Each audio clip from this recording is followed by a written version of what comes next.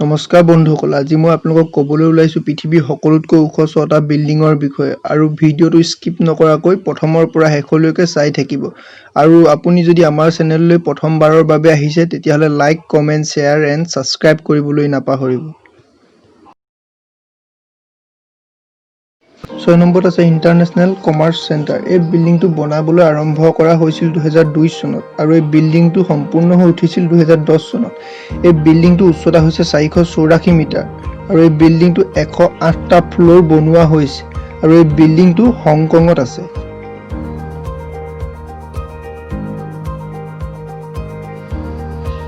পাঁচ নম্বৰত আছে লট ৱৰ্ল্ড টাৱাৰ।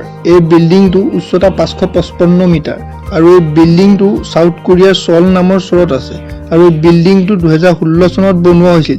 এই বিল্ডিংটো 123টা ফ্ল'ৰ আছে।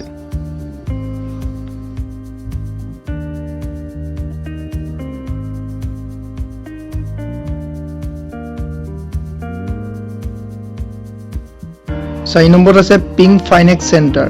এই বিল্ডিংটো 600 মিটাৰ ওখ হয় আৰু এই বিল্ডিংটো চাইনাৰ চেনজেইন নামৰ চহৰত আছে। এই বিল্ডিংটো 2016 চনত বনোৱা হৈছিল আৰু এই বিল্ডিংটোত 115টা ফ্ল'ৰ আছে।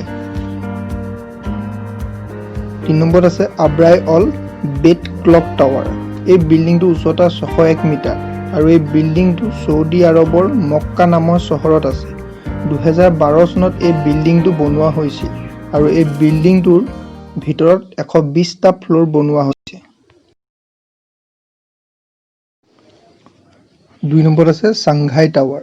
এই বিল্ডিংটোৰ উচ্চতা 632 মিটাৰ আৰু এই বিল্ডিংটো 2015 চনত বনোৱা হৈছিল আৰু এই বিল্ডিংটো চাইনাৰ চাংঘাই নামৰ চহৰত আছে আৰু এই বিল্ডিংটোৰ ভিতৰত 128টা ফ্ল'ৰ বনোৱা হৈছে।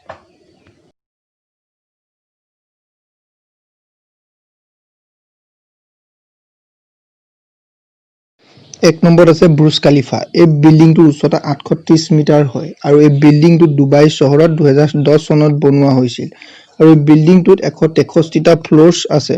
এতিয়ালৈকে বুৰ্জ খালিফা পৃথিৱীৰ ভিতৰত সকলোতকৈ ওখ বিল্ডিং হয়, কিন্তু জাপানত পৃথিৱীৰ ভিতৰত সকলোতকৈ ওখ বিল্ডিং এটা বনাই আছে যাৰ নাম স্কাই চিটি। কোৱা মতে এই বিল্ডিংটোৰ উচ্চতা 1000 মিটাৰলৈকে হ'ব পাৰে আৰু এই বিল্ডিংটো 2020 চনৰ ভিতৰত আৰম্ভ হৈ যাব। তেতিয়া এই বিল্ডিংটো পৃথিৱীৰ ভিতৰত সকলোতকৈ ওখ বিল্ডিং হৈ পৰিব। তো বন্ধুসকল, আজি ভিডিঅ'টো কেনেকুৱা পালে কমেণ্ট কৰি জনাব। যদি ভাল পালে like, comment, share and subscribe কৰিবলৈ নাপাহৰিব।